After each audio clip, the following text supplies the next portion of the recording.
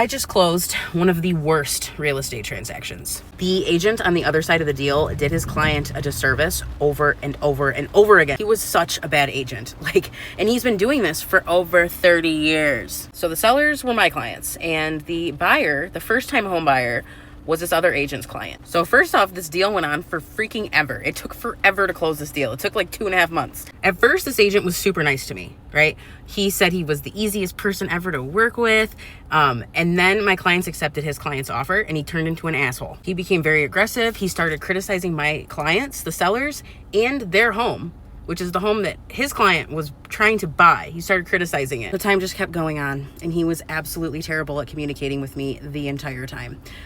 They needed 4 extensions throughout this transaction. 4, which obviously my sellers were pissed because they didn't really want to keep waiting, but the only alternative would really be to put the house back on the market and hope for a better buyer. And we all knew throughout this transaction that it was not the buyer's fault. We were all kind of getting that gist, but I didn't really know how bad it was until closing day rolled around. So usually we do a final walkthrough, 24 hours or less before closing, right? We want to make sure that the home looks like it's in the same condition that it was when the buyer decided to buy it last. And in this scenario, it was 2.5 freaking months ago. So a final walkthrough would have been very beneficial for these buyers' state of mind, right? But that's not supposed to be my responsibility because I represent the sellers. So I text this agent the morning of closing and I say, hey, are you doing a final walkthrough? He says, no, I can't. He had some important reason, which he always has an important reason.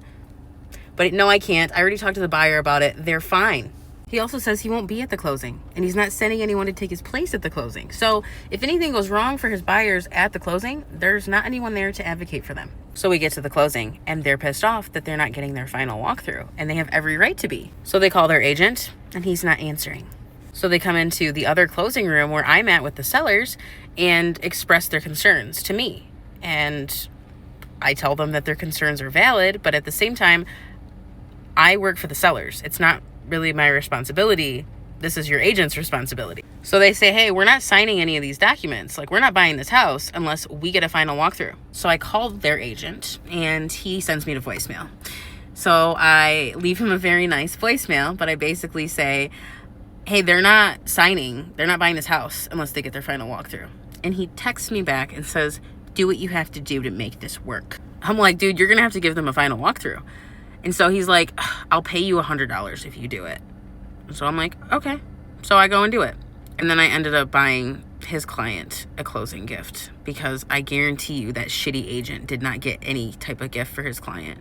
Which, I mean, it's not required, but oh my gosh, this poor kid had this shitty agent, this shitty experience for his first time buying a house. He probably thinks all realtors are terrible. I feel like the least I can do is give some of that money back to that kid so that he at least has some sliver of positivity with this stupid experience. I feel so terrible. He was the nicest kid too, the kindest, easiest client. Why would you treat him like shit? I don't understand.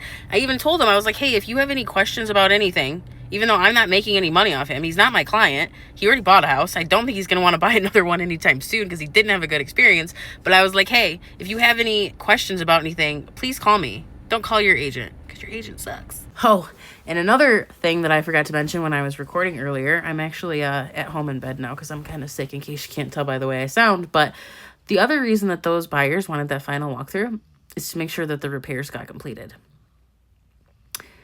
We did not get any requests for any repairs to be completed.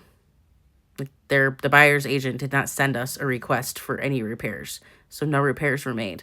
However, he told his buyers that he sent the request and that the sellers agreed to fix some stuff. Oh, and come to find out, that real estate agent recommended a home inspector to his first-time home buyer who doesn't know any different. He recommended him to a home inspector that charged $775 for a general inspection on a small home. It had public water, public sewer. He didn't get anything special tested. So you mean to tell me that you've been a real estate agent for over 30 years and that's the best home inspector that you know? I know some very thorough home inspectors that charge half that. That's thievery. That's just sad. It's bad business.